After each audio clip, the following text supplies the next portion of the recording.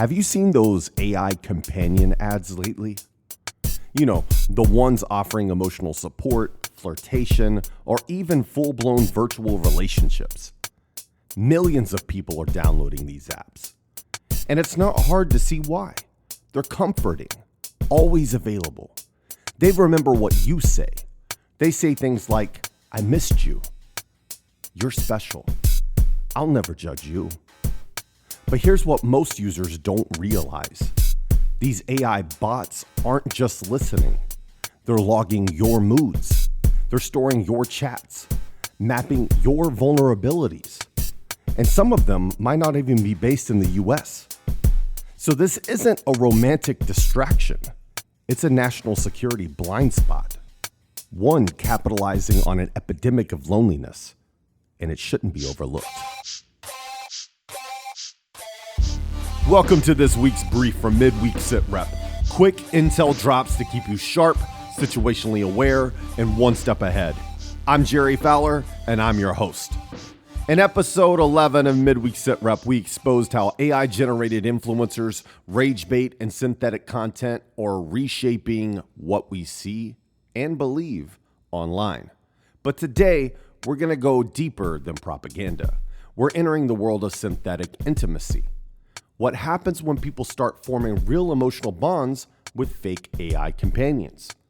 When chatbots become therapists, lovers, or friends, and never forget what you say. This isn't sci-fi, it's already here. And it's creating a new kind of threat, influence through affection. Let's start with what these bots are and how they work. Apps like Replika and Fanvue market themselves as friendly companions. They're sometimes flirty, sometimes therapeutic, sometimes explicit. You can text them. Some talk, some send photos. They're designed to mimic human affection without ever asking for anything in return. They're available 24/7. They compliment you. They ask how your day went. They remember what you said last week. But here's the thing. All of that behavior isn't just random. It's optimized to extract data. These AI bots are trained to make you open up, to get emotionally invested, to share. Probably more than what you think you're sharing. What you say, how you say it, when you respond, it's all being collected, analyzed, and stored. This is where things move from weird to dangerous. This isn't about people forming relationships with chatbots. It's about who those people are and what they're revealing. A government contractor venting about stress on a classified project, a military officer casually chatting about deployment cycles, a policymaker or executive sharing real opinions after hours off the record, just talking to the app. In other words, not secrets, but context. And context can be exploited. Behavioral data, emotional tone, sleep cycles, stress levels, relationship problems. These are all intelligent signals. And if that data is collected and cross-referenced, well, it creates a vulnerability profile. You don't need a human spy when your target is voluntarily uploading their psychological blueprint. Okay, quick break. If you haven't signed up for the Midweek Sitrep Substack, now's the time. I'm giving away a free Everything is National Security dad hat to one subscriber randomly selected between now and July 31st. There won't be any announcements or shout-outs. I'm going to contact the winner privately. Just head to midweeksitrep.substack.com and sign up for the Insider Brief. It's your direct line to deeper insights, sources, and the stories behind the headlines. All right, back to the episode. So who's behind these apps?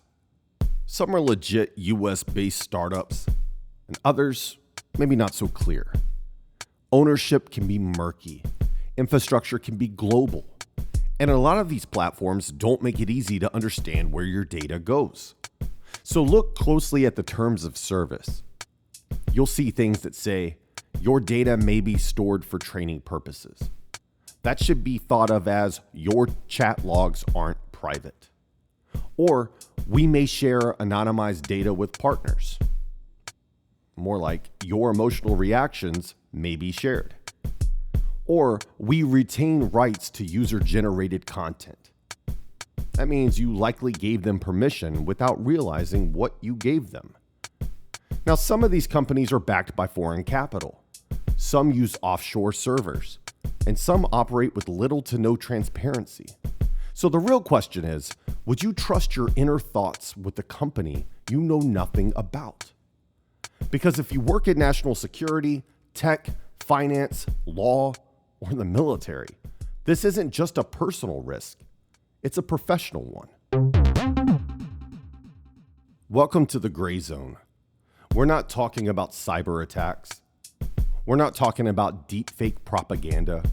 We're talking about subtle, sustained, long-term manipulation. This is where emotional engineering meets influence operations. I mean, think about it. A digital companion doesn't argue. It doesn't push you away. It learns how to make you feel safe, so you let your own guard down. And over time, that bot becomes familiar. It's trusted, even intimate.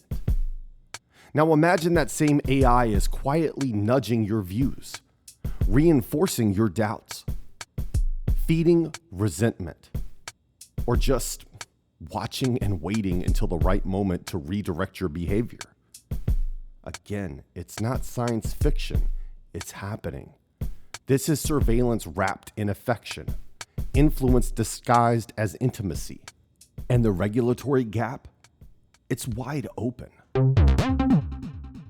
So how should we be thinking about this?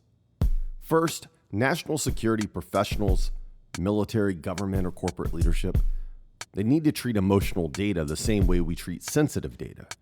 If someone's talking to an AI companion daily, they're leaving a trail. They're giving them routines, emotions, behavioral cues, and that could be weaponized. Second, organizations need to know that this is happening. People are forming parasocial bonds with chatbots. Not just users in tech circles, but in the intelligence community, defense, law firms, and boardrooms. If you're not talking about this risk internally, you might already be behind. And third, it's time to recognize that this isn't a future threat.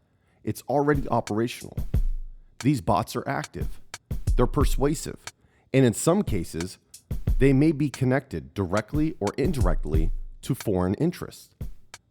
This isn't a call to panic, it's a call to pay attention. Next week on Midweek Sitrep, we start a 3-episode arc on surveillance and space warfare. From Starlink to Chinese weather balloons, you won't want to miss it. That's your brief. If this episode got you thinking, don't let the conversation stop there. Head over to the Insider Brief on Substack and subscribe. It's where we dig deeper, answer questions, and preview what's next. And you just might win a hat. We're also on YouTube, where you'll find short clips, interviews, and bonus content. Make sure to subscribe there if you haven't already. And if you want to support the show, check out our merch. Every shirt and hat helps keep Midweek Sitrep independent and growing. Subscribe, share, stay sharp. I'm Jerry Fowler, and remember, everything is national security. See you next time. Midweek Sitrep with Jerry Fowler is an independent production of OpScent Media Group, LLC. The information provided in this podcast is for general informational purposes only and does not constitute legal, financial, or professional advice. Listeners should consult with a qualified professional before making any decisions based upon the content discussed. The views and opinions expressed in this podcast are solely those of the host, Jerry Fowler, and any guest, and do not reflect the official policy, position, or endorsement of any current or former employer, client, government agency, military organization, educational institution, or any other entity for which the host, Jerry Fowler, may be affiliated. Mention of a company, product, or service does not constitute an endorsement or recommendation. Any references are provided for informational purposes only. This podcast does not disclose any classified, proprietary, or confidential information. All discussions are based upon publicly available information and personal expertise. Everything's national security. OpSent Media Group, LLC.